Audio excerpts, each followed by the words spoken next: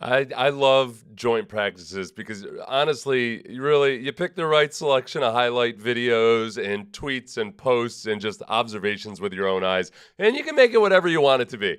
It usually, you know how it is in high school. High school, two teams scrimmage together, and each team thinks that they whooped the other one's butts. You try to be a little bit more objective as an adult watching the NFL, but I think both teams, both the Carolina Panthers and the Houston Texans, did some good things today. Start off with just a few of the nice plays by the Texans, just to get the palate wet. And this is a Nico Collins touchdown. You can see he's isolated. Everybody else is rotated over the side. Boop. And that's a little bit of grab action going on, too. Next play, I think the next play, Cade Stover. Let's watch Cade Stover. Okay, Cade Stover is the tight end on the right side of the line. This is from DJ Bieneme, obviously. But watch him on this wham block come and do a really nasty thing to Derek Brown. That's a triple extension. Triple extension. That's what you get: your calves, your knees, and your hips all exploding at the same time up into a guy's sweet spot of his torso. Let's watch it. Bah! Yeah, good job, Cade. One more good thing that I had grabbed from various people on social media. This is another touchdown pass to Nico Collins. So this is one of the promising thing that I thought about today. One, on that play, you can see he's schemed. I don't want to say he schemed open. Obviously, he got open, but evidence, just like we saw in the intra-squad scrimmage on Thursday, of times where, okay, Nick Caley's offense is springing some guys. The deep balls weren't, they weren't hitting a whole lot of deep shots. But I think that's also what you're going to get with the Texans and CJ Stroud, and they want to take away the deep ball and see if he can operate in a world where he has to carve people up the middle underneath and whatnot.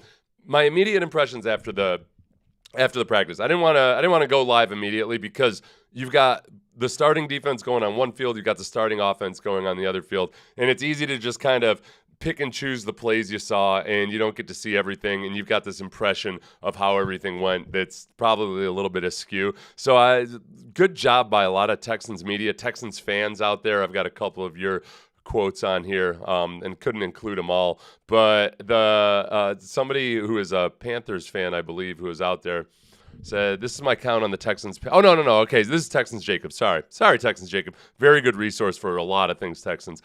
This is my count on the Texans passing offense today. Remember, the training camp stats are near useless, yes, and this is all for the fun of it, but I do think the target distribution can tell you something. Hutchinson has been very good for this team, and Nick Caley so far. So Stroud on the day. Yes, take it with a grain of salt.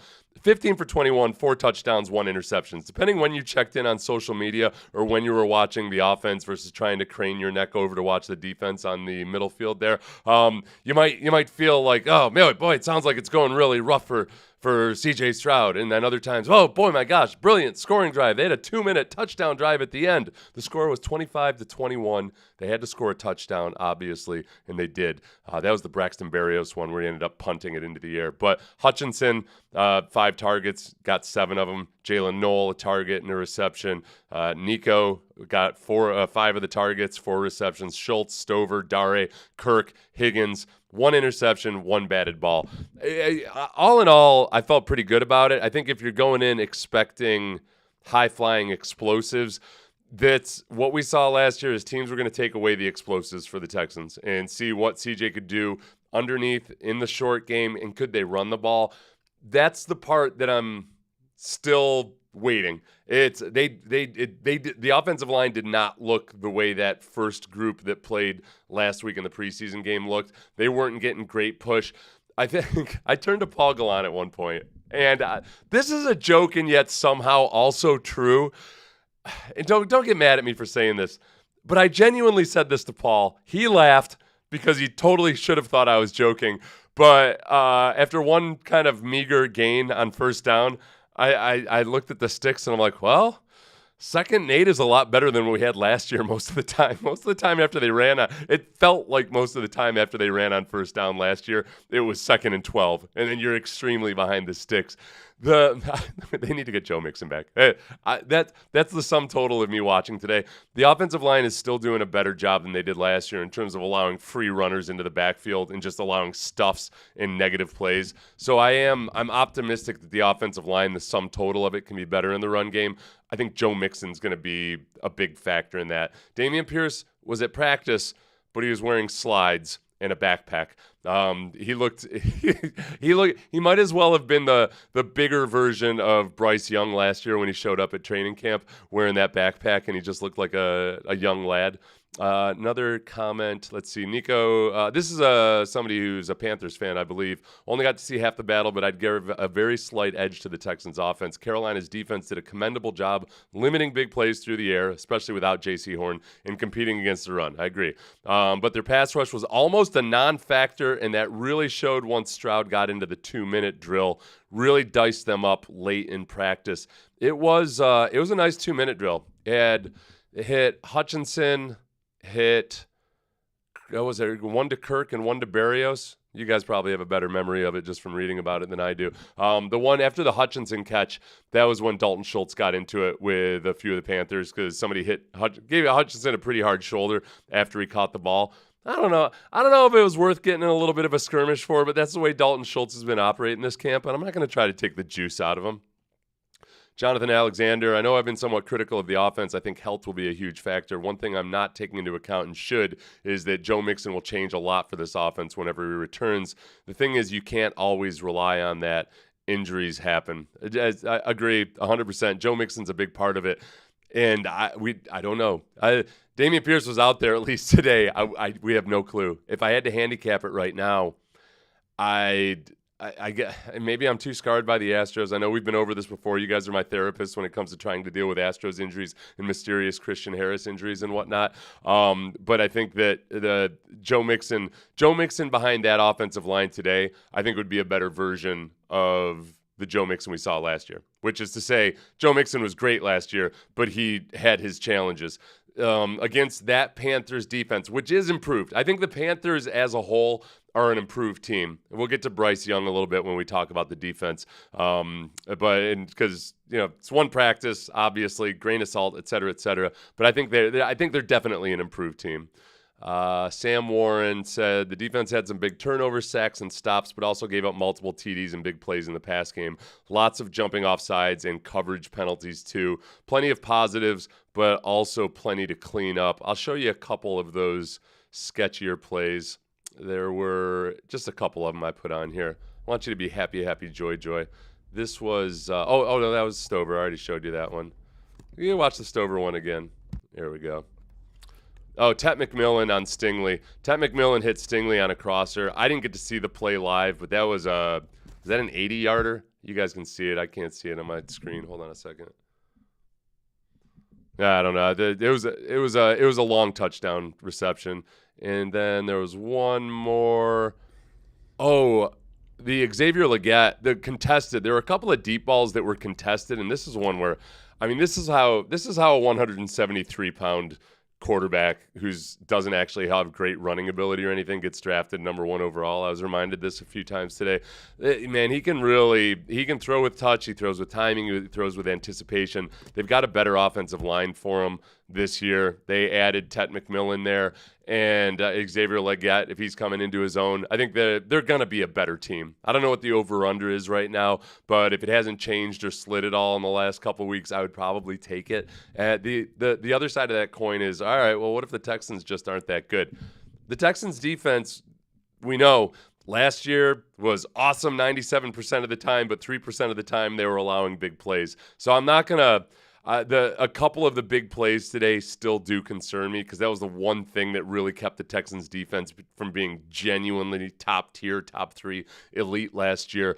The other thing that concerned me was some of the uncovered receivers, either because of missed assignments or mental errors. There were just a few too many times for my liking where guys were uncovered in the flat or uncovered over the middle, and that typically that's either going to be your linebackers in coverage or possibly one of the safeties God, Kalen Bullock had a beautiful play. I wish it was on film. It's classic Kalen Bullock play. But with the situation at safety right now, it's a little bit dicey. So all in all, I felt pretty good about the Texans' performance in a joint practice. CJ Stroud looked a lot better than maybe he started off. The explosives weren't there, but this year I'm all about just efficiency for those guys. My drama of the day in terms of who clarified anything, I don't know. On the wide receiving front, John Mechie, Xavier Hutchinson, Braxton Berrios all showed up in, Hutchinson not as much as those other two, but showed up in big moments. And it's going to be a tough one. I think you end up seeing a trade eventually at the end of all of that. Seth, I'm sorry, but I don't understand the reasoning of practicing against the next opponent. It's the preseason. That's really, and so retired row, what happens in the joint practices, you can get so many more reps and you can get the types of reps that you want to see. Like CJ might go into a preseason game and he plays 3 series. Great. Well, even if he has a good game, if 2 of those series end with 40-yard touchdown passes or 1 big run or whatever, you might not get any red zone reps at all. So it's an ability. You have the ability to kind of control and get the reps you want to see down in the red zone, especially red zone and goal line. You spend an inordinate amount of time practicing compared to middle of the field stuff because it's just so critical. So it's nice to be able to say, okay, we can practice this against another team and get a different look. And it's in the preseason. So now when you do it I don't like it. They did it. Remember the year they practiced the Patriots in the preseason and had the combined practices and everything and then played them later in the year? I did not like that at all. You're going to give Bill Belichick any chance to take a look under your hood before you try to dupe him into buying a used car? My God. But preseason, I don't worry about it. It's really the best work you get. Both teams looked good. Yeah, competition, yes. Just finished the Believe podcast with you and Cecil. Great. Thank you. Cecil and I love talking to Cecil. Cecil gives me an education on wide receiver play every single time we talk about it. To the point where I was just, that's it. I did, even if they didn't pay me for it, I might do it. Don't tell them that. But it's oh, good. Oh, Texans Jacob. Yeah, Texans Jacob has really cool stuff. A lot of the data he has on it. Texans Jacob has an ability to call out the PFF data that I actually like. You know how most of us feel about PFF data. With the grades, you're like, especially with offensive linemen, I don't know. But a lot of PFF has a lot of really good stats when it comes to situations, coverages that people are facing, a lot of really, really good stuff. It's just that the grades are the stuff that grab the most of the headlines, and those are probably like the least worthwhile things that they do. I like looking at the grades. Sometimes I think I like looking at the grades to kind of get a feel for the sum total of a team or a unit perhaps, or for one individual from one year to the next. If they're still playing in the same scheme, I think it can tell you something. But Texans Jacob, very good follow. I'm going to get going. I want to I've got a media event I have to get to that Sean Pendergast told me wasn't a drag. So I say I have to get to it. I was supposed to go to it, and but I was probably thinking about skipping out on it. But I'm going to go to it. And I haven't watched these pressers yet. I gotta get this Will Anderson injected into these veins. Get the good stuff.